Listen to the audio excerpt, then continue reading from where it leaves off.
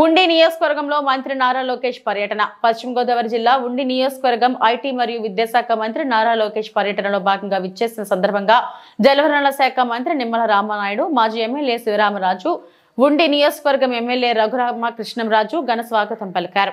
మంత్రి లోకేష్ ప్రజలకు అభివాదం చేసుకుంటూ అలా ముందుకు వెళ్లి ఉండి నియోజకవర్గం జిల్లా పరిషత్ పాఠశాలలో క్రీడా ప్రాంగణం మరియు పిల్లల తరగతి గదులు, పలు అభివృద్ధి పనులకు శంకుస్థాపన చేశారు. కార్యక్రమంలో కామినేని శ్రీనివాస్, మద్దిపాటి వెంకటరాజు, బొలిశెట్టి శ్రీనివాస్, పత్తిమట్ల ధర్మరాజు, పలువర్తి రామాంజనేయులు తదితరులు పాల్గొన్నారు.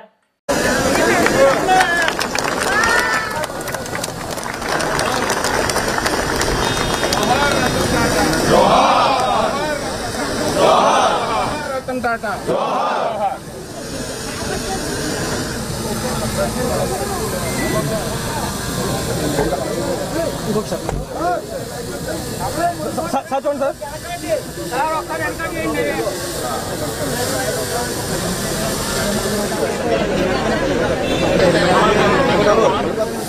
నాకు వ్యక్తిగతంగా తెలిసిన రెండు విషయాలు మీకు చెప్పాలి. మా అమ్మమ్మ క్యాన్సర్ తో చనిపోయారు. ఆనాడు మా తాతగారు హైదరాబాద్ లో క్యాన్సర్ ఇన్స్టిట్యూట్ ఉండాలి, వరల్డ్ క్లాస్ ఇన్స్టిట్యూట్ ఉండాలి, మనకంటే ఆర్థిక వనరులనే అమ్మమ్మని అమెరికాకి తీసుకెళ్లి ట్రీట్మెంట్ ఇచ్చాం.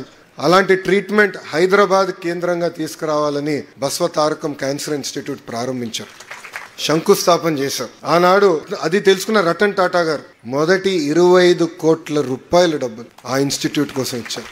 ఇది ఇప్పుడు 25 కోట్ల రూపాయలు కాదు, ఇది 1992-93లో ఒక్క ఫోన్ కి ఆయన 25 కోట్ల రూపాయలు ఇచ్చారు. అంతెందుకు, మనం 2014లో తెలుగుదేశం ప్రభుత్వం ఉన్నప్పుడు హుదూద్ తుఫాన్ వచ్చింది విశాఖపట్నానికి. ఆనాడు నేను టాటా ట్రస్ట్ సిఇఓకి ఫోన్ చేసి ఇట్లా హుదూద్ వచ్చింది, కొంచెం ఆదుకోండి అని కోరితే ఆయన ఫోన్ పెట్టేసి 30 సెకండ్స్ తర్వాత నాకు ఇప్పుడే రతన్ టాటా గారితో మాట్లాడాను, 3 కోట్ల రూపాయలు మేము ఇప్పుడు నిధులు ట్రాన్స్ఫర్ చేశామని చెప్పారు.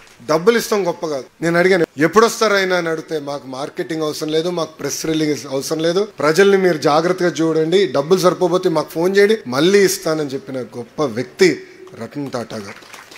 ఆయన చనిపోయే ముందల నేను బాంబే హౌస్కి వెళ్ళా. బాంబే హౌస్ టాటా సంస్థకి హెడ్ క్వార్టర్స్. అక్కడ నేను టాటా సన్స్ చైర్మన్ చంద్ర గారిని కూడా కలిసాను. ఆ రోజు అడిగా, రతన్ టాటా గారు ఎలా ఉన్నారంటే, చెప్పలేని పరిస్థితుల్లో మేము అందరం ఉన్నామని, ఆయన బాధపడుతున్నా చెప్పారు. నిజంగానే ఆయన చనిపోయే ముందల కూడా ఆంధ్ర రాష్ట్ర చరిత్రలో ఎప్పుడు జరిగిన విధంగా TCS ప్రకటిస్తాం జరిగింది. కనీసం 10,000 మందితో విశాఖపట్నంలో ఒక డెవలప్